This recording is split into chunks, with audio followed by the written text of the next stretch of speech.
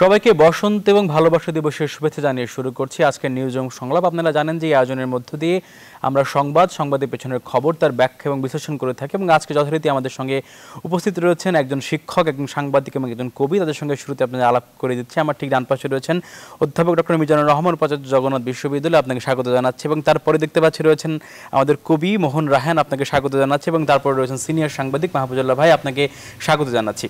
আমরা একটু আলোচনা করবো, তবে সংবাদ শিরোনামগুলো দেখে এসে আমরা আলোচনা ঢুকতে চাই। আসলে দেখে নিচ্ছি আমাদের সংবাদ শিরোনামগুলো কি ছিল আজকে।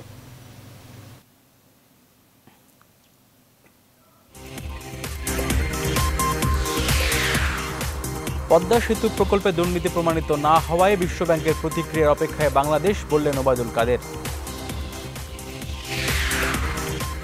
নির্বাচনকালীন সহায়ক সরকার নিয়ে প্রধানমন্ত্রীকেই প্রস্তাব দেবে বিএনপি, জানালেন বিএনপি মহাসচিব।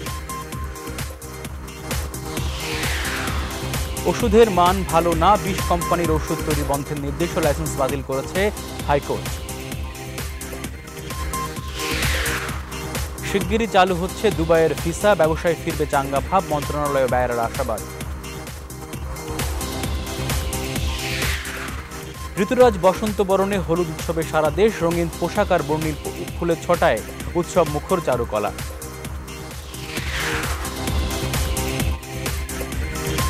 এই ছিল আমাদের শিরোনাম। দেখে নেব অন্যান্য গণমাধ্যমগুলো আজকে কি ধরনের শিরোনাম করেছে, সেগুলো দেখে ফিরবো আমার আলোচনায়।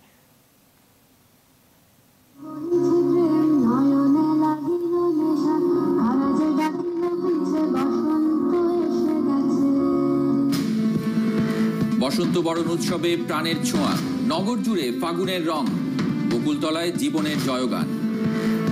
উৎসবগুলোতেই মানুষ নিজেদেরকে চিনতে পারবে যে আসলে আমাদের পরিচয়টা কি। প্রাণের টানে এখানে চলে আসি, এত রঙের মেলায় মনে হয় আমরা কি বদলে যেতে পারি না।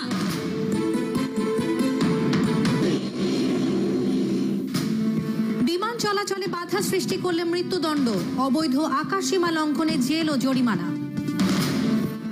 নির্বিঘ্নভাবে বিমান পরিচালনায় অসুবিধার সৃষ্টি হয় এবং উহা দ্বারা কোনো মানুষের জীবন ঝুঁকির সম্মুখীন হয় এবং তোর জন্য মৃত্যুদণ্ড অথবা যাবজ্জীবন কারাদণ্ড। 20 ওষুধ কোম্পানির লাইসেন্স বাতিল, 14টির অ্যান্টিবায়োটিক উৎপাদনে নিষেধাজ্ঞা। আজকে রায় হয়েছে, রায়তে আদালত রুল অ্যাবসলিউট করেছেন। সাংবাদিক শিমুল হত্যায় মেয়র মিরু সহ 6 জন রিমান্ডে, আবারও বিক্ষোভে এলাকাবাসী। এই রিমান্ডের মাধ্যমে হয়তো আরো চাঞ্চল্যকর সত্য ঘটনা বের আসবে। যারা হত্যাকারী এদের আমি বিচার চাই। মোট 6 জনের রিমান্ড মঞ্জুর করেছে।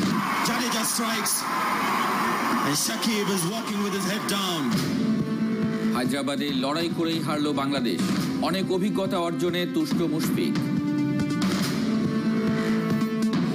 As a whole team, I think the belief is there that if we can compete for over 5 days of period, then we can compete with the big boys.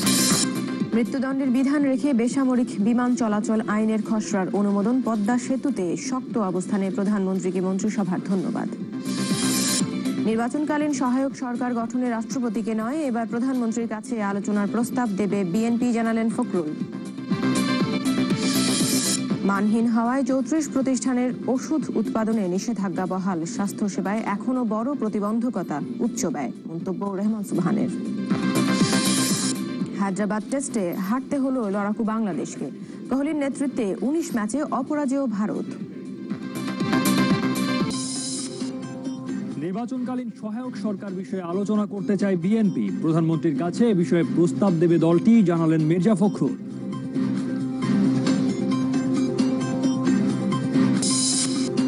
বিমান পরিচালনায় বাধা দেয়া বিপজ্জনক অপরাধ, মৃত্যুদণ্ড ও 5 কোটি টাকা জরিমানার বিধান রেখে আইনের খসড়ার চূড়ান্ত অনুমোদন। এজেন্ট কমিশনের নামে ফেডারেল ইন্স্যুরেন্স অর্থ লুটপাট, বীমা দাবি পরিশোধে টালবাহানা, খতিয়ে দেখার আশ্বাস আইটিআরের। মানসম্মত ঔষধ উৎপাদন না করায় 20টি কোম্পানির নিবন্ধন বাতিল করলেন হাইকোর্ট, 14 প্রতিষ্ঠানের অ্যান্টিবায়োটিক তৈরিতে নিষেধাজ্ঞা। নবরূপে সেজেছে প্রকৃতি, চারিদিকে রঙের ছোঁয়া, ঋতুরাজ বসন্তের আগমনে উৎসব মুখর নগরবাসী।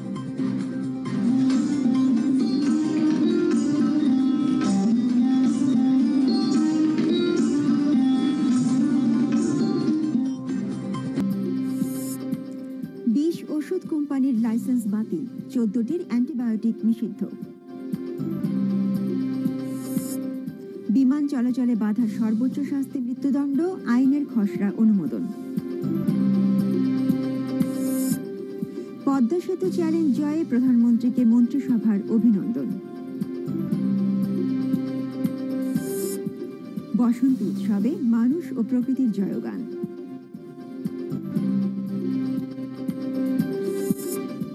ভারতের মাটিতে প্রথম টেস্ট, হেরে গেল বাংলাদেশ। আমরা শিরোনামগুলো দেখলাম, মোটামুটি সবাই কিন্তু বসন্তে এবং ফাল্গুনকেই কিন্তু মূলত মুখ্য শিরোনাম করেছে এবং সংবাদে গুরুত্ব সহকারে প্রচার করেছে। এবং এটা নিয়ে আমরা আলোচনা শুরু করতে চাই আজকে, যেহেতু বসন্তের প্রথম দিন আমরা পা রাখলাম এবং কালকে ভালোবাসা দিবস, মানে আজকে ভালোবাসা দিবসে পা রেখেছি আমরা, যেহেতু 12টা পার হয়ে গিয়েছে। মোহন ভাইকে দিয়ে শুরু করতে চাই। আপনি তো একদম শরীরে একদম পুরো ভ্যালেন্টাইন ধারণ করেছেন, রক্তের রং, ভালোবাসার রং ধারণ করে আপনি এসেছেন। আপনাকে দিয়ে শুরু করি যে আসলে বাঙালির মধ্যে যে বাঙালিত্ব, যে বসন্ত উদযাপনের যে উন্মাদনা দেখলাম সারাদিন আমরা, আসলে এটা তো অনেক ক্ষেত্রে আমাদের অসাম্প্রদায়িক বাঙালি হিসেবে যে একটা স্বীকৃতি রয়েছে সারা পৃথিবীতে, সেটাকে আরো বারবার জাগিয়ে তোলে। আপনার কি মনে হয়, মূল্যায়ন কি আপনার? আসলে আজকে বসন্ত দিবস, হাজার বছরের বাঙালি সংস্কৃতির নানা উৎসবের মধ্যে বসন্ত উৎসব এখন খুবই জনপ্রিয় হয়েছে। তবে আজকে কোথাও ফুল ফোটার কোনো সংবাদ পাওয়া যায়নি, কিন্তু কবি সুভাষ মুখোপাধ্যায় সে সমস্যার সমাধান দিয়ে গেছেন যে ফুল ফুটুক না ফুটুক আজ বসন্ত। আজকে সারাদিন সারা বাংলাদেশে যে বাসন্তী রঙের যে ঢেউ উপচে পড়েছে, তা আমার মনে হয় যে সত্যিকারের বসন্ত হচ্ছে মানুষের হৃদয়ে, মনে, চেতনায়। বসন্ত হচ্ছে আসলে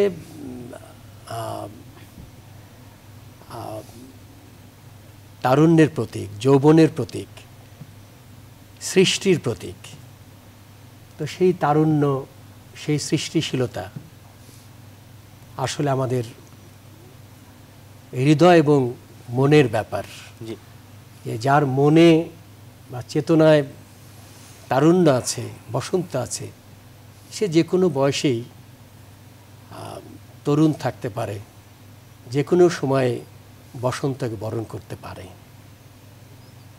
তো আমার যেটা মনে হয় যে এই যে বসন্ত উৎসব, এটা আমাদের বাঙালি সংস্কৃতির একটি অংশই শুধু না, যে আমরা যে একটি উৎসব প্রবণ জাতি, হ্যাঁ, সেটা প্রমাণ করে। তবে এই যে আপনি বললেন যে আমি রক্তে লাল পোশাক নিয়ে এসেছি ভ্যালেন্টাইন দিবসের একটা চেতনা নিয়ে, না, আসলে আমি ভ্যালেন্টাইন দিবসের কোনো চেতনা নিয়ে এখানে আসিনি, কারণ ভ্যালেন্টাইন ডে নিয়ে আমার নিজের আপত্তি রয়েছে, দ্বিমত আছে। আচ্ছা, হ্যাঁ, তো আসলে প্রেম বা ভালোবাসা হচ্ছে মানুষের, সেই দ্বিমতটা শুনি একটু আপনার কাছ থেকে। আচ্ছা, প্রেম বা ভালোবাসা হচ্ছে মানুষের শাশ্বত, চিরন্তন অনুভূতি। প্রেম ভালোবাসা ছাড়া শুধু মানুষ নয়, জীবজন্তু ভালোবাসা প্রেমের বাইরে নয়। কিন্তু কোন প্রেমটা মানুষের কাছে বড়? বিশেষ করে হাজার বছরের বাঙালি সংস্কৃতির যে ইতিহাস, ঐতিহ্য, কৃষ্টি, সেখানে আমরা যদি পিছিয়ে পড়ে দেখি যে বাংলা সাহিত্যের আদি চর্যাপদ থেকে আজকের আধুনিক, উত্তর আধুনিক যুগ পর্যন্ত আমাদের যে শিল্প, সাহিত্য, সংস্কৃতির ইতিহাস, সেটা আসলে প্রধানত শোষিত, বঞ্চিত মানুষের ইতিহাস। তো আজকে বিশেষ করে এটা ভাষা আন্দোলনের মাস, এবং আপনারা জানেন যে 1983 মধ্য ফেব্রুয়ারিতে, এই 14 ফেব্রুয়ারিতে এরশাদ বিরোধী আন্দোলন তুঙ্গে, এরশাদ সামরিক স্বৈরশাসন বিরোধী আন্দোলনের প্রথম ধাপ হিসেবে এই 14 ফেব্রুয়ারিতে আমরা ছাত্র সংগ্রাম পরিষদের নেতৃত্বে মজিদ খানের শিক্ষানীতি বাতিলের দাবিতে শিক্ষা ভবন ঘেরাও করেছিলাম। সেখানে আমাদের মিছিলের উপর গুলি চালানো হয়েছিল। সেখানে মোজাম্মেল, কাঞ্চন, আয়ুব, দীপালি সাহা সহ আরও অনেকেই প্রাণ দিয়েছিল। তারই ধারাবাহিকতায় সেলিম, দেলোয়ার, শাহজাহান সিরাজ, রাউফুন বসুনিয়া, তাজুল ইসলাম সহ অসংখ্য মানুষ। একটু আসি মাহফুজুল্লাহ ভাইয়ের কাছে এই প্রসঙ্গ ধরেই আসলে যে আমরাও দেখি যে ভ্যালেন্টাইন দিবসে কিন্তু অনেক লিফলেট বিলি করা হয় আসলে যে এই দিনটিকে মানুষ ভুলে গিয়ে ভালোবাসা দিবস উদযাপনের মধ্য দিয়ে ইতিহাসটিকে একটু অন্যভাবে ধামাচাপা দেওয়ার একটি প্রক্রিয়া শুরু হচ্ছে। এই কথা অনেকে বলেন এই দিনটিকে কেন্দ্র করে। আসলে আপনি তো অনেক বর্ষিয়ান সাংবাদিক, দেখেছেন আসলে সময়গুলো সামনে থেকে। না, সময়ের পরিক্রমায় আমাদের জীবনে কতগুলো অনুষ্ঠান বা উৎসব চলে এসছে যেগুলো সনাতনী কিনা সেই ব্যাপারে আমার নিজের সন্দেহ আছে। এর একটি হচ্ছে এই যে বসন্ত উৎসব, মানে যে পহেলা ফাল্গুনের যে ইয়েটা, আরেকটি হচ্ছে এই যে এক সঙ্গেই লাগোয়াভাবে যেটি হচ্ছে ভ্যালেন্টাইন্স ডে বা ভালোবাসা দিবস। আমরা যখন বিশ্ববিদ্যালয়ের ছাত্র তখনও আপনার পহেলা ফাল্গুনে আমাদের সহপাঠিনীরা পড়তেন, হলুদ কাপড় চোপড় পরতেন, মাথায় হয়তো ফুল গুজে দিতেন, কিন্তু সেটা এত ব্যাপক ছিল না। গত কয়েক বছরে এর ব্যাপকতাটা অনেক বেড়েছে। এবং দেখেন এই সম্পর্কেও কিন্তু এই যে মোহন রায়হান বলছিলেন না, এখানেও কিন্তু যারা কবি এই দিনটিকে যারা স্মরণ করেন সেখানেও কিন্তু দৃষ্টিভঙ্গির একটা পার্থক্য আছে। যেমন আপনি যদি রবীন্দ্রনাথের কাছে যান, আজি বসন্ত জাগ্রত দ্বারে, এটা রবীন্দ্রনাথের কথা। কেমন? তার মানে কি, রবীন্দ্রনাথ বসন্তকে আহ্বান করবার জন্য ব্যাকুল হয়েছিলেন এবং যে ঘরের দুয়ারে বসন্ত এসে গেছে কাজে এইটা পরেগুলো লাইনগুলো। আচ্ছা, আবার ঠিক এর উল্টো চিত্রটা হচ্ছে সুভাষ মুখোপাধ্যায়ের যে ফুল ফুটুক না ফুটুক আজ বসন্ত। এখন দুটি চেতনার মধ্যেই দুটি লাইন বলি। সুকান্তের একটা লাইন আছে, আমি এক দুর্ভিক্ষের কবি, আমার বসন্ত কাটে খাদ্যের শাড়িতে। এতে দেখেন আরেকটা ডাইমেনশন। তার মানে কি, তার মানে হচ্ছে যে শ্রেণী অবস্থানের ভিত্তিতে কিন্তু এই উৎসবগুলো আমাদের সমাজে নির্ধারিত হয়। কাজে সেই হিসাবে আর আপনি যদি ঋতুরাজের হিসাব ধরেন, আপনি বাংলাদেশ হচ্ছে ষড় ঋতুর দেশ, সেখানে বসন্ত সনাতনভাবে স্প্রিং যেটা, কিন্তু গত কয়েক বছরে আপনি দেখবেন যেমন এই বছর শীত ছিল কি ছিল না এই ব্যাপারে আমাদের প্রত্যেকের মনে প্রশ্ন রয়েছে। বসন্তেরও যেই ইয়েটা, ওই যে ফুল না ফোটা, এটা কেন হচ্ছে? সেটা কিন্তু আবার আরেকটা কারণ হচ্ছে জলবায়ু পরিবর্তনের প্রভাবের ফলে হচ্ছে। বিদেশেও আমি দেখেছি এবার ওখানেও তো বসন্তের যে ইয়েটা ঠিক আগের মতন সেই অবস্থাটা নাই, কিন্তু এটা আবহাওয়ার পরিবর্তনের কারণে। এটা তো একটা দিক। আর এই সব দিনগুলো যেহেতু এর প্রাধান্য ঘটেছে, প্রসার ঘটেছে, আগে এই ফাল্গুনের উৎসবটা মূলত ঢাকা শহরের মধ্যেই সীমাবদ্ধ ছিল। এখন কিন্তু এটা ঢাকার বাইরে বাংলাদেশে অন্যত্র ছড়িয়ে পড়েছে, যেটা আমরা অনুষ্ঠান শুরু হওয়ার আগে আলোচনা করছিলাম। এর একটা অর্থনৈতিক দিকও আছে। ধরেন এই যে শাড়ি, পাঞ্জাবি এগুলো বিক্রি হয়, কাগজে দেখলাম যে যশোরে আপনার 5 কোটি টাকার ফুল এই উপলক্ষে, একদিনে এই তো এই উপলক্ষে 5 কোটি টাকার ফুল। এখন আপনি চিন্তা করেন যে বাংলাদেশে 5 কোটি টাকার ফুল একটা দিনকে কেন্দ্র করে বিক্রি হওয়া। তো এই সব কিছু আসলে এক ধরনের হয়তো স্বাচ্ছন্দ্য এসেছে মানুষের, মানে সচ্ছলতা না আসলে, স্বাচ্ছন্দ্য না আসলে তো এইটার জন্য সম্ভব না এটা। আবার এর সঙ্গে দেখেন এই যে ভালোবাসা দিবস, রাত পোয়ালেই ভালোবাসা দিবস নিয়েও আমাদের তরুণ তরুণীরা, আমাদের তরুণ বন্ধুরা অনেক মাতামাতি করবেন, নানান রকমভাবে ইয়ে করবেন। এখন ভালোবাসা দিবসটি আমাদের দেশে এটাকে জনপ্রিয় করেছিলেন শফিক রেহমান। তিনি আজকে হয়তো এই অনুষ্ঠানে, মানে এই দিনের অনুষ্ঠানের সঙ্গে তিনি কোনোভাবেই জড়িত থাকবেন না, যেহেতু একটি রাজনৈতিক কারণে। গত বছর পর্যন্ত তিনি খুব প্রবলভাবে জড়িত ছিলেন, বিভিন্ন টেলিভিশন স্টুডিওতে এসেছেন। আর তার একটি ব্যক্তিগত সমস্যাও আছে, তার স্ত্রী খুব অসুস্থ বিদেশে। তো কিন্তু এই যে ভালোবাসা দিবসটাকে, তার মানে কি, এখন আপনি এটাকে দুইভাবে ব্যাখ্যা করতে পারেন। একটা হচ্ছে যে পশ্চিমা সংস্কৃতির অনুপ্রবেশ, এইভাবে দেখতে পারেন। আরেকটা হতে পারে আমাদের জীবনে সত্যি সত্যি হয়তো ভালোবাসা, প্রেম, প্রীতির অভাব আছে। এইটা অভাব থাকে বলে আমরা এই অভাবটা বেশি অনুভব করি হয়তো একটা দিনকে আমরা প্রতীকী উদযাপনের মধ্যে দাঁড় করাতে চাই। এখন যেমন অনেকে বলেন যে বাবা দিবস, মা দিবস, এগুলি কেন বলে যে একটা দিনকে প্রতীক করবার জন্য যে বাবার প্রতি। তো এই ভালোবাসা দিবসটা সেইভাবে। আর আরেকটা হচ্ছে যে আমি শেষ করে দিচ্ছি, আরেকটা হচ্ছে তারুণ্যের যে উচ্ছ্বাস, তারুণ্যের যে জীবন, সেই জীবনের সঙ্গে প্রবীণদের বা বয়স্কদের যে জীবন এবং উচ্ছ্বাস, এটা কখনো মেলে না। আর আমাদের এখানে একটা সনাতনীভাবে একটা কথা ছিল যে 12 মাসে 13 পাবন, আষাঢ় শ্রাবণ কি বৈশাখে। এইখানে এই অঞ্চলে এই মানে এই সমস্ত উৎসবের পার্বণের কিন্তু একটা প্রাধান্য ছিল সবসময়। এর সঙ্গে ধর্ম যুক্ত হয়েছে, এর সঙ্গে মানুষের জীবনাচরণ যুক্ত হয়েছে, অনেক কিছু যুক্ত হয়েছে। কিন্তু এই দুটি আমার কাছে মনে হয় যে একটু অন্য। আপনি যদি পহেলা বৈশাখ ধরেন, মহরমের ধরেন, লাঠি খেলা ধরেন, বা মহরমের মেলা ধরেন, ঈদের বলেন, ওর সঙ্গে তুলনা করলে এগুলি কিন্তু, এই দুটি কিন্তু মূলত সংস্কৃতির অঙ্গ হিসাবে কিন্তু একটা নতুনভাবে আমাদের জীবনে এসছে। অন্যগুলো তো এখন পহেলা বৈশাখ হচ্ছে একেবারে সনাতনী। আবার আপনি যদি 21শে ফেব্রুয়ারি ধরেন, 16ই ডিসেম্বর ধরেন, ওগুলো আবার ভিন্ন, ওর সঙ্গে আবার রাজনৈতিক দোতনা আছে। আবার যারা সংস্কৃতিতে বেশি সক্রিয় তারা বলেন যে না, এর মধ্যেও একটা রাজনৈতিক দোতনা আছে। সেটাতে আমরা পরে আলোচনা করতে পারি যে এই অনুষ্ঠানগুলো রাজনৈতিকভাবে আসলে কি নির্দেশ করে, এটা একটা বিষয় আছে। একটু আসি ডক্টর মিজানুর রহমান, সেটি হচ্ছে আলোচনা হচ্ছিল বৈশাখ এবং ভালোবাসা দিবস নিয়ে। মোহন রায়হান যে কথাটি তুলেছেন, আসলে আমরা কতজন মানুষ জানি যে আসলে 14ই ফেব্রুয়ারিতে 1983 সালে কি হয়েছিল? যারা তরুণ বা একেবারে তরুণ প্রজন্ম, যারা কেবল ভালোবাসা দিবস নামের দিনটাকে চিনছে, তারা কি আসলে সেই অতীত ইতিহাসটা জানছে কিনা? এখানে কোনো সংকট তৈরি হচ্ছে কিনা আসলে স্যার? আচ্ছা, এর আগে বলি, প্রথমত যেটা মোহন রায়হান বলল যে 1000 বছরের বাঙালি সংস্কৃতির একটা অনুষঙ্গ বা অঙ্গ এই পয়লা বৈশাখ কেনা বলা হয় ফাল্গুন বা বসন্ত দিবস। তো জিনিসটা আমি জানি না, এগুলা হয়তো ছিল, কিন্তু একেবারেই সাদামাটাভাবে ছিল। এই বাংলায়, এই অঞ্চলে আসলে কখনোই উৎসব এবং খুব আড়ম্বরের সাথে করার মতন আর্থিক সঙ্গতিও লোকদের ছিল না কখনো। কারণ যখন টাকায় 8 মণ চাল পাওয়া যেত শায়েস্তাকার আমলে, তখনও এই দেশে প্রচুর লোক না খেয়ে থাকতো।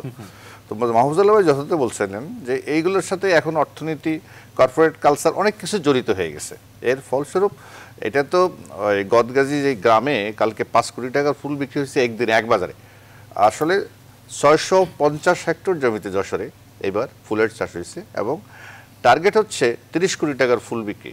মানে এইটা আপনি দেখেন, এটা আমাদের অর্থনীতির ক্ষেত্রে যদি চিন্তা করেন যে এটা অভাবনীয় যে আমাদের ভারতবর্ষের কথা ফুল ফুটে নাই। মোহনা যেটা বললো, ফুল অবশ্যই ফুটছে, একদিনই তো 5 কোটি টাকার ফুল বিক্রি হয়েছে। আর ফুল আপনি কত দেখতে চান? মানে হাইব্রিড ফুল ফুটেছে অনেক। না, আমি বসন্তের ফুলে ফুটছে, এগুলো বসন্তের। তো আমি বলছি যেটা আমাদের যে এক সময় আমরা পয়লা বৈশাখ যেটা, সেটাও আসলে হ্যাঁ রাজনীতি আছে। মাহফুজুল্লাহ ভাই যথার্থ বলছেন, এগুলো মধ্যে রাজনীতি জড়িত আছে। এই পয়লা বৈশাখ যখন আমরা এই মঙ্গল শোভাযাত্রা যেটা 80 দশকের শেষের দিকে এসে ঢাকা বিশ্ববিদ্যালয় চারুকলা থেকে যখন শুরু হলো, আমরা যখন যারা এটার সাথে একদম শুরুতেই ইনভলভ ছিলাম, তারাও কিন্তু একটা পলিটিক্যাল, কারণ ছিল যে প্রতীকীভাবে সমস্ত সব কিছু অশুভ অথবা যেগুলো সমাজের প্রতি প্রতিক্রিয়াশীলতা যেগুলো দেখায়, সেগুলোকে একটা অনুষঙ্গগুলোকে ওইভাবে সাজানো হচ্ছিল। সেখানে বড় বড় অজগর, সাপ, এটা সেটা দিয়ে বা বিভিন্ন লিরিক নিয়ে এসে ওই জিনিসগুলো উপস্থাপন করার চেষ্টা কিন্তু ওর মধ্যে ছিল, যার মধ্য দিয়ে এই যে 60-এর দশকে রবীন্দ্রসঙ্গীত বন্ধ করে দেওয়া, গাইতে পারবে না, সেগুলোর একটা ধারাবাহিক এবার সর্বশেষ কালমিনেশন কিন্তু ব্যাপক হারে 80-এর দশকে এসে যে পয়লা বৈশাখ পালন করার মঙ্গল শোভাযাত্রা, এটা হতে হতে এখন বিশ্ব ঐতিহ্যের অংশ হয়ে গেছে এটা। আর এই পয়লা ফাল্গুন অন্তত আমি এইবার যেভাবে দেখলাম আজকের দিনে, আমার মনে হয় যে আমাদের এই অঞ্চলের মানুষের মধ্যে যে একটা অবয়বে, চেহারার মধ্যে, পোশাকে আশাকে যে এই মরুকরণের একটা যে চেষ্টা, এটার একটা ভালো প্রতিবাদ কিন্তু এটা আমি মনে করি। এটা মরুভূমির যে ড্রেস, মরুভূমির লেবাস ধরার যে একটা প্রবণতা, যেটা 40-এর দশকে, 50-এর দশকে, মাহমুদুল্লাহ 60-এর দশকেও দেখেন নাই ইউনিভার্সিটিতে, মরুকরণ পুরো লেবাসের মধ্যে মেয়েদের, ছেলেদের যে মরুকরণ, এই মরুকরণের একটা প্রতিবাদ আজকে আমি মনে করি রাজনৈতিকভাবে এইটার তাৎপর্য আরও বেশি। আপনি ওই কিনা এরশাদের ওই যে কয়েকজনকে 14 ফেব্রুয়ারি যে ঘটনা, সেটা অবশ্যই একটা নিন্দনীয় ঘটনা। তার চেয়ে বর্তমানে যে ঘটনাটা ঘটছে, অর্থাৎ সমগ্র জাতিকে পিছনের দিকে নিয়ে যাওয়া যে অন্ধকারের শক্তি, একটা তো জঙ্গিবাদের মাধ্যমে এক ধরনের বিশৃঙ্খলা তৈরি করে সমস্ত সমাজকে লণ্ডভণ্ড করার একটা প্রবণতা, আর আরেকটা হচ্ছে শিক্ষা প্রতিষ্ঠানগুলোতে যে সকল শিক্ষা এবং সাংস্কৃতিক অঙ্গনে যে অবয়ব লেবাসের মধ্য দিয়ে এক ধরনের অপসংস্কৃতি, আমি বলবো মরু সংস্কৃতি প্রবিষ্ট করানো বা এটাকে ব্যাপকতা দেওয়ার যে চেষ্টা, এইটার একটা প্রতিবাদ আজকে লক্ষ লক্ষ ছেলে মেয়ে এটার তাদের বাঙালির পোশাকের, বাঙালিত্বের যে ঐতিহ্যের যে ধারাবাহিকতা, এটাকে আজকে আবার পুনর্জীবিত করেছে। এবং এটার সাথে অবশ্যই এখন ফুল, পোশাক, সব কিছু এগুলোর তাৎপর্য হচ্ছে যে এগুলো আমাদের কেনার সামর্থ্য ইতিমধ্যে মানুষের অর্জন করছে, আর একই সাথে সাথে এই কেনার সামর্থ্যটা আবার গ্রাম পর্যন্ত বিস্তৃত। যেটা বললাম লক্ষ লক্ষ, যশোর নাসিক সারা দেশে এখন মানে এটা একটা ব্যাপার। আরেকটা হচ্ছে পোশাক। আমি তো মনে করি যে আগামী 5 বছরের মধ্যে এই পয়লা ফাল্গুনটা পয়লা বৈশাখের মতোই একটা বড় অনুষ্ঠান, এবং সরকারকে আমার মনে হয় এখানেও একটা উৎসব ভাতা, যেখানে এখন 20% 25% দিচ্ছে, এখানেও 10-20% সরকার নিজেই হয়তো দিবে। কারণ আমি মনে করি রাজনৈতিকভাবে এটা একটা তাৎপর্য দিলে সরকারই বরং এটার বেনিফিট হবে, যদি ওই সেই প্রগতিশীল দ্বারা সরকার এটা করতে চায়। সেটা দুইটা জিনিস একটু যোগ করতে চাই, খুব একটু বিরতি পরে এসে কথা যুক্ত করি আমরা। দর্শক, আমরা ছোট্ট একটি বিরতি নেব, আমাদের সঙ্গে থাকুন। বিরতির পরে এসে আমরা বসন্ত, ভ্যালেন্টাইন এবং রাজনীতির অনেক রং নিয়ে কথা বলবো আমরা।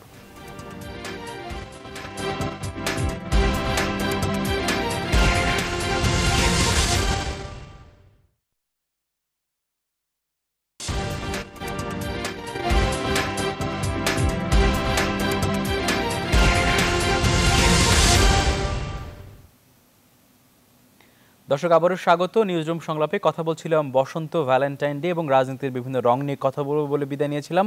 ফিরছি রাজনীতির রং নিয়ে কথা বলার জন্য। একটু রাজনীতির বিষয়গুলো নিয়ে আসি মাহফুজুল ভাই।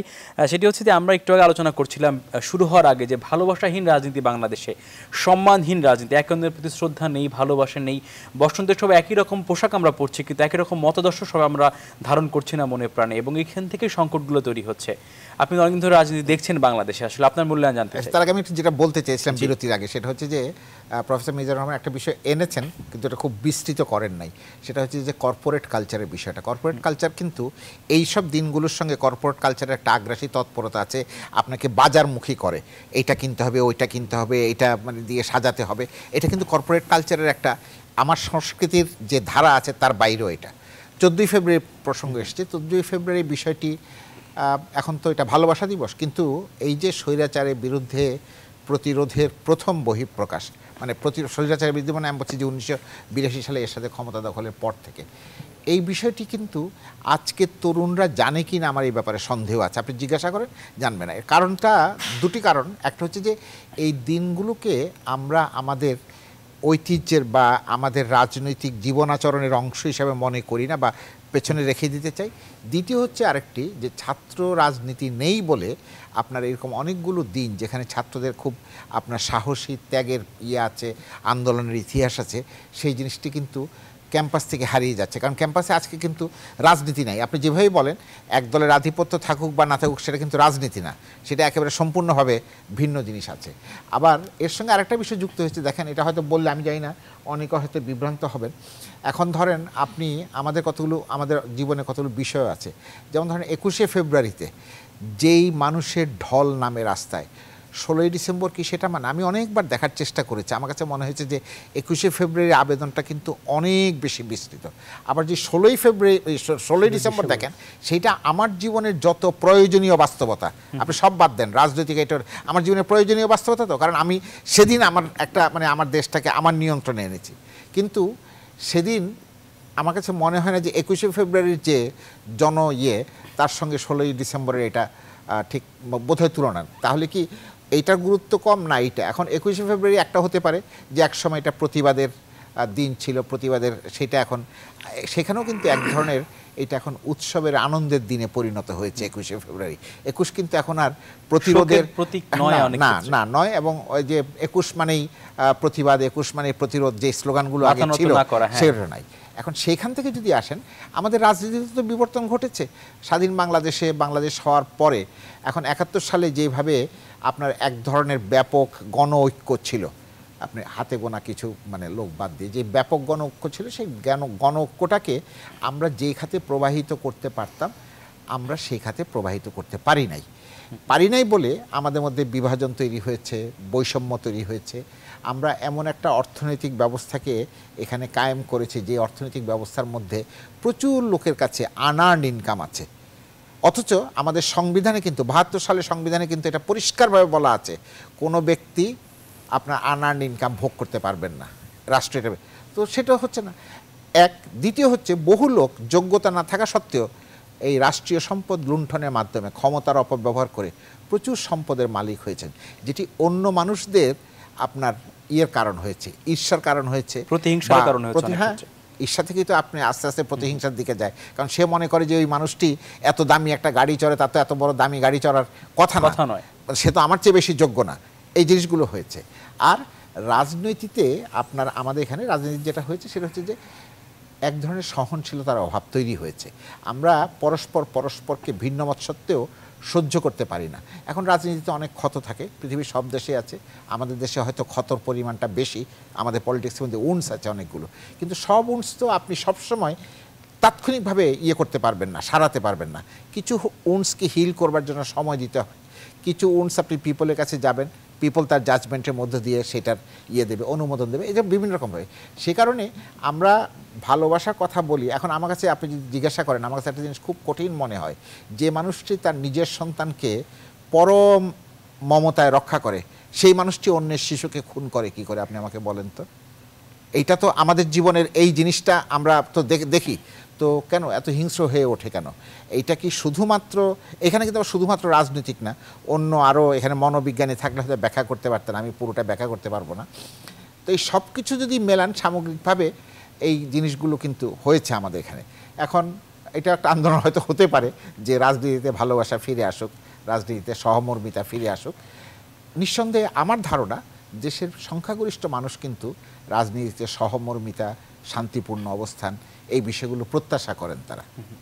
ডক্টর মিজানুর রহমান উনি যে কথাটি বললেন যে আসলে সহমর্মিতা, শান্তিপূর্ণ অবস্থান এবং ভালোবাসার যে রাজনীতির কথা বলা হচ্ছে, আমরা তো ভালোবেসে দেশ স্বাধীন করেছিলাম এক সময়, যুদ্ধ করে সবাই একসঙ্গে, এবং সেই ভালোবাসাহীনতা আস্তে আস্তে আস্তে আস্তে আস্তে এমন পর্যায়ে গিয়ে দাঁড়িয়েছে এখন আসলে প্রধান দুই রাজনৈতিক দল একে অন্যকে কোনোভাবেই সহ্য করতে পারে না। মানে বিন্দুমাত্র ভালোবাসা তো সেখানে নেই, বরং তো প্রতিহিংসা এমন মাত্রায় পৌঁছেছে যেখানে আসলে মৃত্যু তাদের কাম্য হয়ে দাঁড়ায় অনেক ক্ষেত্রে। আসলে এত বৈরী অবস্থা কেন? প্রথমে আমি যেটা বলি, একদম ভালোবেসে দেশ স্বাধীন করেছিলাম, এটার একটা ব্যাখ্যা করার দরকার আছে। এটা কাকে ভালোবাসছিলাম, দেশকে না মানুষকে না আমাদের রাজনৈতিক সিস্টেমকে?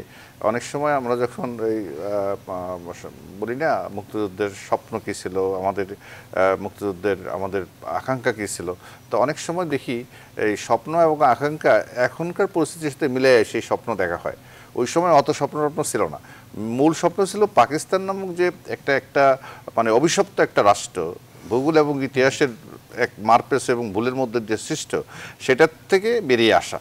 কারণ আমাদের নিজেদের শাসনটা আমরা নিজেরা করব, অন্যরা, এটা ছিল মূল চেতনা। আর বাকিগুলো এখনকার অবস্থার সাথে বেলে আমরা এখন স্বপ্ন তৈরি করতেছি। হ্যাঁ, অনেক স্বপ্ন এখন ইদানিং তৈরি করা হচ্ছে। ওগুলো মুক্তিযুদ্ধের সময় তো আমি ক্লাস 8 পড়ি, আমারও মনে আছে এগুলো, ক্লাস 9-এ অত স্বপ্ন নিয়ে আমাদের গ্রামের লোকজন আগুন দিয়ে পাকিস্তানি সেনাবাহিনী বাড়িঘর জ্বালিয়ে দিছে, তারপরে প্রতিরোধ করার জন্য ইন্ডিয়াতে চলে গেছে, গিয়ে যুদ্ধ করছে। ওদের অত স্বপ্ন দেখার সময় ছিল না, বেশিরভাগই গ্রামের কৃষক ছিল, সাধারণ স্কুলের ছাত্র ছিল। ওই অত যে এটা বিরাট এক স্বপ্নের সোনার বাংলা হবে যেগুলো বলি আমরা, সেটা হবে একদম অনেক ধনী, ডলারে ভরা থাকবে, এইসব জিনিসগুলো আমাদের না। অনেক সময় এগুলো বানাচ্ছি আমরা। তবে একটা জিনিস ছিল যেটা মূল বক্তব্য মাহমুদুল্লাহ বলছে, একটা অবশ্যই আমরা একটা ভালোবাসা মানে কি, আমরা একটা সম্প্রীতির সমাজ আমরা চেয়েছিলাম। আমাদের মধ্যে ধর্মীয় সম্প্রীতি থাকবে, হিন্দু মুসলমানের যে এই দ্বিজাতি তত্ত্ব যেটার উপর ভিত্তি করে পুরো দেশটাকে প্রথম 2 ভাগ করে গেল ব্রিটিশরা, সেটার থেকে উত্তরণ ঘটিয়ে আমরা বাঙালিরা আমরা আমাদের ইতিহাস, ঐতিহ্য, সংস্কৃতি নিয়ে সবাই একসাথে মিলেমিশে থাকবো, এই স্বপ্নটা সবার মধ্যে ছিল। কিন্তু একবারে ধনী হয়ে যাব, আজকাল যেগুলো বলা হয় আমাদের ডলার $14,000 আমাদের মাথা পিছু আয় হওয়া উচিত ছিল। আমি দিকে একটা অশ্বতে এক লোক বলতেছে, মুক্তিযুদ্ধের সময় তো আমরা তো $14,000 স্বপ্ন দেখেছিলাম, ওই সময় $14 স্বপ্ন দেখে নেই, এইসব কথাবার্তাগুলো বলা হচ্ছে। কিন্তু আমরা ওইটা দেখেছিলাম যে আমরা পাকিস্তান যে রাষ্ট্রটা, যেটা ধর্মের ভিত্তিতে বিভাজন মানুষের, এটার থেকে সরে এসে আমরা একটা সুখী সমৃদ্ধি বলতে আমরা হচ্ছে মিলেমিশে থাকার একটা রাষ্ট্র, সেটাতে আমাদের অবশ্যই ব্যর্থ ঘটেছে। আর যেটা বললেন যে আমরা ভ্যালেন্টাইন ডে বা ভালোবাসা দিবসটা যেভাবে উদযাপন করি, অন্যান্য জাতীয় দিবসগুলো যেগুলোকে, যেমন কবি মোহন রায় যেটা বললো যে স্বৈরাচার বিরোধী যে দিবস 14ই ফেব্রুয়ারি এরশাদ বিরোধী আন্দোলনের দিবস, কিন্তু এটা তো অতি সাম্প্রতিক ঘটনা। যেগুলো আরও বড় ঘটনা আমি মনে করি, আমাদের 6 দফার দিবস, আমাদের সেই 69-এর গণ অভ্যুত্থান, সেগুলো কিন্তু সেগুলো এখন আর ওইভাবে হয় না।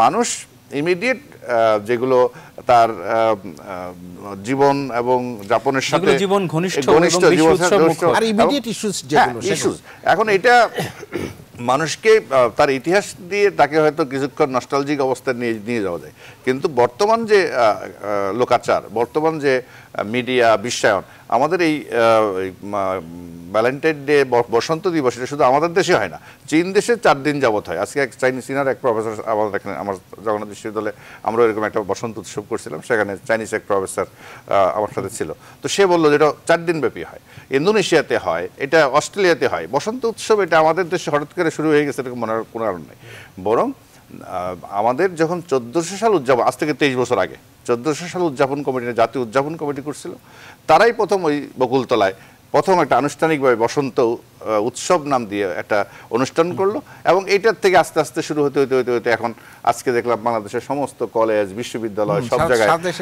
তো এইটাকে এখন আপনি যদি ওই পুরনো অন্য কোনো ইতিহাস দিয়ে এটাকে আবার একটু অন্যদিকে নেওয়ার চেষ্টা করে, এখন আর যাবে না, কারণ ইতিহাস তার গতিতে যাবে এবং এটা মানুষ যেদিকে চায় সেদিকে, এর বাইরে গিয়ে আপনি এখন নতুন করে ডাইভার্ট করার কোনো সুযোগ নেই। তবে অবশ্যই আমাদের বলতে হবে, হ্যাঁ আমাদের যে রাজনীতি, আমাদের যে রাজনৈতিক অবস্থায় যে সম্প্রীতির অভাব, এটা আমাদের স্বীকার করতে হবে, এবং সেটা এই ভালোবাসা দিবসগুলো মহড়া দিতেও যদি কিছুটা আগায়, হ্যাঁ এটা ভালোবাসা দিবসে যে একদম ভালোবাসা একদম সবাই ইয়ে হবে যে নতুন করে একটা ভালোবাসার দেশ ঢেকে যাবে, এটা না, তাও মনে হয় যে এই অভ্যাসগুলো রপ্ত হতে হতে আমি মনে করি এটার একটা প্রতিফলন রাজনীতিতেও আসবে, সেই শুভকামনায় আমরা করি।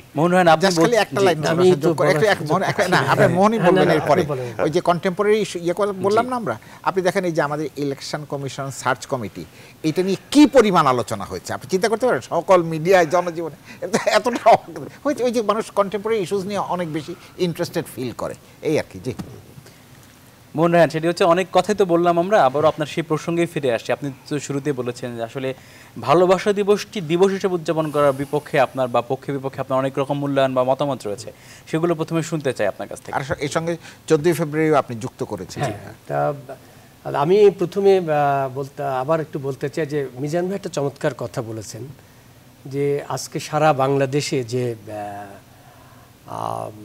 বসন্ত উৎসবে হলুদ রঙে ভেসে গেছে, এটা খুবই একটা আশার দিক। এই কারণেই যে আজকে আমরা মুক্তিযুদ্ধ কেন করেছিলাম, ভাষা আন্দোলন কেন হয়েছিল, যে একটি অসাম্প্রদায়িক গণতান্ত্রিক বাংলাদেশ প্রতিষ্ঠার জন্য। কিন্তু আজকে যদি আমরা দেখি যে চারিদিকে যে সাম্প্রদায়িক শক্তির যে উত্থান, অপসংস্কৃতির যে আগ্রাসন, তার বিরুদ্ধে এই বসন্ত উৎসব আমি মনে করি যে একটা সত্যিকারের একটা বিস্ফোরণ ঘটেছে বাংলাদেশে একটা অসাম্প্রদায়িক চেতনার। আর আমি যে বললাম যে আমি ভালোবাসা দিবসের বিপক্ষে নই, পৃথিবীতে এত দিবস আছে, একটা ভালোবাসা দিবস থাকতেই হবে, কিন্তু সেই ভালোবাসা দিবস যে দেশে ফেব্রুয়ারি হচ্ছে একটা ভাষা আন্দোলনের মাস, যে শোকের মাস, এবং তার সঙ্গে যুক্ত হয়েছে ভ্যালেন্টাইন ডে, কিন্তু শুরু হয়েছে 1993-তে, কিন্তু 83-তে 10 বছর আগে আপনার এই একই দিন যেদিন ভ্যালেন্টাইন ডে, সে একই দিনে 14 ফেব্রুয়ারির মতন একটা মর্মান্তিক ঘটনা এখানে হয়েছে, এতগুলা মানুষ জীবন দিয়েছে, আমরা সেখানে ছিলাম, আমাদের চোখের সামনে সে সমস্ত ঘটনা ঘটেছে। আগামীকালকে এই দেশের নতুন প্রজন্ম, তরুণ প্রজন্ম যখন ফুলে ফুলে সজ্জিত হবে একজন বিদেশি ধর্মযাজকের, তার এই ভালোবাসা দিবস নিয়ে অনেক বিতর্ক আছে, যে তার স্মরণে ভ্যালেন্টাইন ডে পালন করার জন্য ভোর থেকে যে ফুলে ফুলে ওই ইতিহাসটা আবার জানে না যারা ভ্যালেন্টাইন ডে করতেছে, ওরা ওই পার্টটুকু জানে না, ওরা ভালোবাসা নিয়ে আসে, এরা যখন এতে খুব ক্ষতি হচ্ছে না কিছু, ওটাকে স্মরণ করে না ওরা। ভ্যালেন্টাইনের স্মরণে যখন সকাল থেকে ফুলে ফুলে সজ্জিত হবে, সেই সময় আমরা সেই সময়ের ছাত্র সংগ্রাম পরিষদ, ছাত্রকের নেতৃবৃন্দ আগামীকাল সকাল 8টায় শিক্ষা ভবনের সামনে শিক্ষা এবং স্তম্ভটার নাম আমরা দিয়েছি শিক্ষা এবং কি স্তম্ভটা এই মুহূর্তে ঠিক মনে করতে পারছি না, সেখানে কিন্তু আমরা সকালবেলা মানে আমাদের শ্রদ্ধা নিবেদন করতে যাব, আমরা ফুল দিতে যাব। আপনি কি মনে করেন কি একদম উদ্দেশ্য প্রণোদিতভাবে আসলে ইতিহাসটাকে ধামাচাপা দেওয়ার জন্য শুরু হয়েছিল ভালোবাসা দিবস বাংলাদেশে? অনেকে কিন্তু বলে, আপনাদের পক্ষ থেকে অনেক অভিযোগ করেছে আসলে অনেক ক্ষেত্রে। তো আমি ঠিক সেটা বলতে চাই না, সেই ধরনের প্রমাণ বা কিছু তো আমার কাছে নেই। যদি এটা ঘটনাচক্রেও এসে থাকে তাহলে আমি মনে করি যে ভালোবাসা দিবস আমাদের অন্য অন্য নবান্ন দিবস বা পয়লা বৈশাখ, বসন্ত দিবসের মতন অন্য কোনো একটা বছরের কোনো একটা সময় ভালোবাসা দিবস হতে পারে, কিন্তু একবার 14ই ফেব্রুয়ারি যেদিন এতগুলা মানুষ, কিন্তু মোহন ভাই সেটা হচ্ছে পুরো পৃথিবী থেকে বিচ্ছিন্ন হয়ে কি আপনি আলাদা কোনো দিনে ভালোবাসা দিবস উদযাপন করতে পারবেন কেন? এই যে ভ্যালেন্টাইন ডে পরবর্তীতে যে জেলিয়াস যেটাকে ঘোষণা করলো 496 সালে, হ্যাঁ, ওখানে কিন্তু 15ই ফেব্রুয়ারি একটা দিবস ছিল, সেইটাকে সে চেঞ্জ করে 14ই ফেব্রুয়ারিতে নিয়ে আসছে ভ্যালেন্টাইন দিবস। তো সেটা কি বাংলাদেশের জন্য সেটা, সে আজকে বসন্ত দিবস, আজকেও তো এটা হতে পারত, তাই না? তো এখানে মাহফুজুল্লাহ ভাই বলেছেন যে এখানে চেতনাগত একটা পার্থক্য আছে, যে কালকে সকালে আমাদের এই প্রজন্ম যখন মাতোয়ারা হয়ে উঠবে এই ভ্যালেন্টাইন দিবস নিয়ে, সেদিন আমরা আমাদের জেনারেশন আমরা শোকে মুহ্যমান হব। এক সেকেন্ড, আমার কাছে মনে হয় আর কি এখানে একটু কনফিউশন হচ্ছে কিনা। যদি ভ্যালেন্টাইন ডেটা না হইতো কালকে, আমার কেন জানি মনে হয় আর কি ওই আমরা কয়জন হয়তো, অল্প কয়জন হয়তো, খুব বড় হলে 15, 20, 40 জন হয়তো ফুল দিতে চাইতাম, এর বেশি এটা ভ্যালেন্টাইন না ডেলে হতো না। আসলে আমরা ঐতিহাসিকভাবে আমরা আসলে বিস্তৃত হয়ে খুব সহজে এটা ভ্যালেন্টাইন ডে যদি না হতো তাহলে সব লোক দলে দলে শিক্ষা ভবনের সামনে গিয়ে ওই 14ই ফেব্রুয়ারিতে তাদেরকে ফুল দিত, আমি এটা মনে করি না, কারণ এরকমই হতো লোকটা। আরেকটা হচ্ছে ডাক্তার মিলনের, যেমন ধরেন ডাক্তার মিলনের দিন তো কোনোটার সঙ্গে ক্ল্যাশ করে না, না তো সেদিনও আমরা কয়েকজন লোকই থাকি। আমি মাহফুজুল ভাই যে কথা বললো যে এই ভ্যালেন্টাইন ডেটাকে পপুলারাইজ করার জন্য উনি একজনের নাম বললেন, যে আমাদের সাংবাদিক শফিক রহমান সাহেবের নাম বললেন। তো শফিক রহমানের সাথে আবার এরশাদের সাথে এরকম জিনিসটা তো মিলে না, আবার একটু ঝামেলা আছে যে এরশাদের এই অপকর্মকে ঢাকার জন্য শফিক রহমান সাহেব আর গোলাপ নিয়ে আইসা ওটাকে ঢেকে দিচ্ছেন। এত সরলীকরণ, কারণ এটা যদি হয়ে থাকে এটা কোইন্সিডেন্ট হইতা, কিন্তু শফিক রহমানের সাথে আমার মনে হয় না এরশাদ সাহেবের সম্পর্ক কখনো এরকম ছিল, মানে খুব একটা কনভেন্সের এরকম আমার জানা নেই। না, আমি যেটা বলতে চাই সেটা হচ্ছে যে ধরুন কথার কথা আমাদের 21শে ফেব্রুয়ারির দিন বিশ্ব ভালোবাসা দিবস হতো, তাহলে বিষয়টা কেমন? এই প্রসঙ্গে আমরা আলোচনা করব, বিরতি থেকে ফিরে আসি ছোট্ট করে আমরা একটু। দর্শক আমাদের সঙ্গে থাকুন, নিশ্চিত ছোট্ট একটা বিরতির পরে ফিরে এসে আর অন্যান্য প্রসঙ্গ নিয়ে আমরা আলোচনা করব।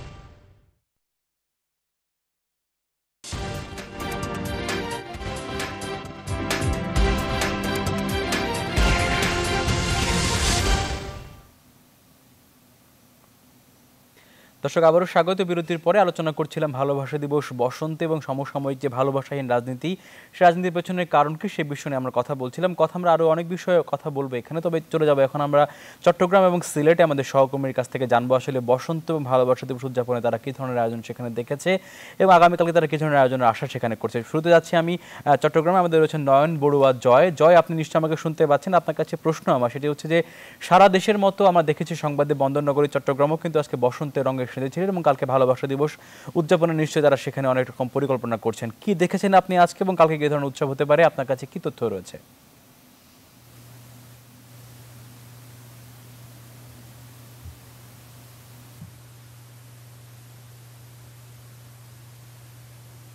ধন্যবাদ আপনাকে। আপনি জানান যে চট্টগ্রামের সকাল থেকে এই পর্যন্ত চট্টগ্রামে যা যা খবরাখবর রয়েছে এর মধ্যে রয়েছে কিন্তু সকাল থেকে বসন্ত উৎসবের নানান আনুষ্ঠানিকতা। সকাল থেকে কিন্তু ডিসি হিল এবং চট্টগ্রাম বিশ্ববিদ্যালয় এবং চট্টগ্রাম জেলা শিল্পকলা একাডেমি সহ বিভিন্ন স্থানে পালন করা হয়েছে বসন্ত উৎসব। বসন্ত উৎসবে মেতেছে কিন্তু আমাদের চট্টগ্রাম, আমাদের বিভিন্ন বয়সের নারী পুরুষরা।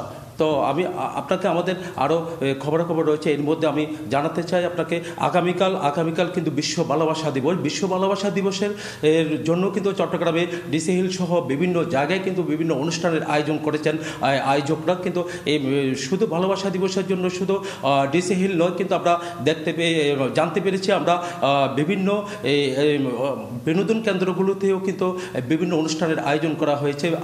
একই সাথে আয়োজন করা হয়েছে বিভিন্ন হোটেল মোটেলগুলোতেও বিভিন্ন অনুষ্ঠানের আয়োজন করা হয়েছে বলে আমরা জানতে পেরেছি। কিন্তু আপনাকে আমি আরও খবরাখবর রয়েছে আমাদের চট্টগ্রামে, সেই খবরাখবরগুলি একই সাথে জানাতে চাই। কিন্তু আপনি জানান যে কিন্তু সরকার ঘোষিত বর্ধিত বেতনের প্রদানের দাবিতে কিন্তু চট্টগ্রামে আজও কিন্তু তারা লাইটার জাহাজ শ্রমিকদের ধর্মঘট তারা পালন করে যাচ্ছেন। কিন্তু তারা আমাদেরকে জানিয়েছেন কিন্তু যতক্ষণ পর্যন্ত তাদের দাবি মানা হবে না ততক্ষণ পর্যন্ত তারা আন্দোলন অব্যাহত রাখবেন। কিন্তু আমরা যতটুকু পর্যন্ত আমরা জানতে পেরেছি আগামীকাল মন্ত্রণালয়ে কিন্তু তাদের সাথে একটা বৈঠক রয়েছে, সেই বৈঠকের মধ্যে তারা একটা সিদ্ধান্তে যাওয়ার কথা আমরা জানতে পেরেছি। কিন্তু আপনি জানেন যে বাংলাদেশে অবস্থানরত অনেক রোহিঙ্গা রয়েছে, তাদের জন্য কিন্তু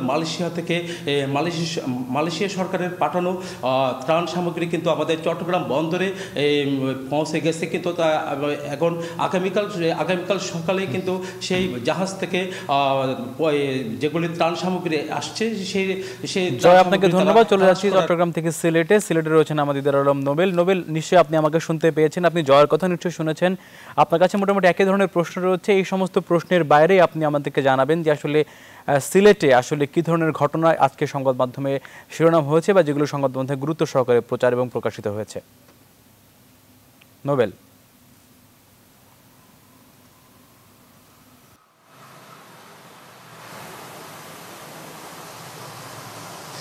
ধন্যবাদ শ্রাবণ। সিলেটে আজ দেশের অন্যান্য জায়গার মতো বসন্তকে বরণ করে নেওয়া হয়েছে নানা আয়োজনের মধ্য দিয়ে। এর মধ্যে সকালে সিলেটের ঐতিহ্যবাহী এমসি কলেজে একটি বসন্ত র্যালি বের করা হয়। এরপর সেখানে দিনব্যাপী সাংস্কৃতিক অনুষ্ঠান ছিল। এছাড়া শাহজালাল বিজ্ঞান ও প্রযুক্তি বিশ্ববিদ্যালয়ে ছিল বসন্তকে ঘিরে নানা আয়োজন। বিকেলে সিলেটের বিভিন্ন বেসরকারি বিশ্ববিদ্যালয়ের শিক্ষার্থীরা মিলে তারা বসন্তকে বরণ করেছে সিলেটের নজরুল অডিটোরিয়ামে। আগামীকাল ভালোবাসা দিবসেও বিভিন্ন স্থানে একই রকমের আয়োজন করা হয়েছে। এর বাইরে যে সিলেটে আলোচিত যে ঘটনাগুলো ছিল তার মধ্যে রয়েছে গত শনিবার সিলেটের শাহরপিন টিলায় টিলা 10-এ এক শ্রমিকের মৃত্যু হয়েছিল পাথর উত্তোলন করতে গিয়ে। এ ঘটনায় 4 জনকে আসামি করে মামলা হয়েছে, পুলিশ এর মধ্যে 2 জনকে গ্রেফতার করেছে। এছাড়া আরেকটি আলোচিত ঘটনা হচ্ছে গত 9 ফেব্রুয়ারি সিলেট জেলা প্রশাসনের একজন মাহবুবুল্লাহ ভাই, আমি বাংলাদেশ প্রতিদিনের শিরোনামে দেখতে পাচ্ছি লেখা হয়েছে যে খালেদা মাইনাসে নির্বাচনে না। আমরা একটু রাজনৈতিক বিষয় নিয়ে আলোচনা করে শেষ করবো আমাদের এই শেষ অংশটুকু। আমাদের হাতে মাত্র 10 মিনিট সময় রয়েছে। আর একটু কথা বলি যে বিএনপি পক্ষ থেকে বলা হয়েছে আজকে যে বিএনপি বলেছে যে তারা নির্বাচনকালীন সরকারের জন্য প্রস্তাব দেবে সরকারের কাছে। আসলে এই যে বিএনপিকে বাদ দিয়ে নির্বাচনে যাওয়ার একটি প্রক্রিয়া বা এখানে এই কথাটি এরকম লেখা হচ্ছে, তারা বলছেন যে বিএনপি খুব সতর্ক অবস্থানে রয়েছেন এবং কোনো ষড়যন্ত্রে তারা পা দেবেন না, এবং সেই বাস্তবতা বিএনপির যে প্রস্তাবনা আপনি কি বিশ্লেষণ করতে চান? না, এখানে তো বিশ্লেষণের খুব বেশি কিছু নাই, কারণ যতক্ষণ পর্যন্ত বিএনপি সহায়ক সরকারের প্রস্তাব না দেবে ততক্ষণ আপনি কি আলোচনা করবেন। আর এইখানে যে রিপোর্ট এটা হয়তো কিছুটা স্পেকুলেটিভ, কিন্তু যেটা ফান্ডামেন্টাল বিষয় সেটা আমাদের মনে রাখা দরকার, সেটা হচ্ছে যারা ক্ষমতায় আছেন তারা ক্ষমতায় থাকতে চাইবেন, যারা বাইরে আছেন তারা ক্ষমতায় যেতে চাইবেন। এটাই হচ্ছে রাজনীতির মূল বিষয়। তো কাজে সেখানে উভয় পক্ষই চাইবেন তার কৌশলটা প্রয়োগ করে যাতে তিনি বিজয়ী হতে পারেন বা ক্ষমতায় থাকতে পারেন। তো সেগুলো আমার ধারণা আরও কিছুদিন পরে বিষয়গুলো স্পষ্ট হবে, কারণ আগামী 2018 সালের শেষ দিকে নির্বাচন হওয়া উচিত এখন যেই ক্যালেন্ডার আছে এই ক্যালেন্ডার অনুযায়ী। তো সেখানে আবার এটাও বাস্তব, সেটা হচ্ছে যে আগামী নির্বাচন যদি অতীতের নির্বাচনের মতো প্রশ্নবিদ্ধ হয়, সেই ধরনের রিস্ক বা ঝুঁকি ক্ষমতাসীন আওয়ামী লীগের পক্ষে নেওয়াটা যুক্তিসঙ্গত হবে কিনা সেই ব্যাপারে একটা প্রশ্ন আছে। এবং প্রধানমন্ত্রী তো ইতিমধ্যেই বলেছেন যে যার কোনো প্রশ্নবিদ্ধ নির্বাচন তিনি চান না। একটু মাহবুবুল্লাহ ভাই শেষ করি আপনার কাছ থেকে। হ্যাঁ, আমি শেষ বাক্য দিয়ে দিচ্ছি। আর সেখানে আবার অন্যদিকে বিএনপি যেহেতু একটি গণতান্ত্রিক দল, বিএনপিকেও কিন্তু আমার কাছে যেটা মনে হয় তাকেও কিন্তু নির্বাচনে অংশগ্রহণ করতে হবে। কাজেই এই পুরো বিষয়গুলোকে মেলাতে গেলে কিছুটা সময় আমাদের অপেক্ষা করতে হবে বা কালক্ষেপণ করতে হবে আমাদের। ডক্টর মিজানুর রহমান, আপনি আসলে রাজনীতিতে এখন যে ধরনের বক্তব্য শুনছেন বা যে ধরনের সুর দেখছেন প্রধান দুই দলের পক্ষ থেকে, আসলে আপনার কি মনে হয় যে আসলে যতই বাকবিতণ্ডা হোক শেষ পর্যন্ত একটি নির্বাচনমুখী অবস্থায় তারা যে পৌঁছতে পারবে? অবশ্যই আমারও মাহমুদুল্লাহ ভাইয়ের সাথে আমি একমত।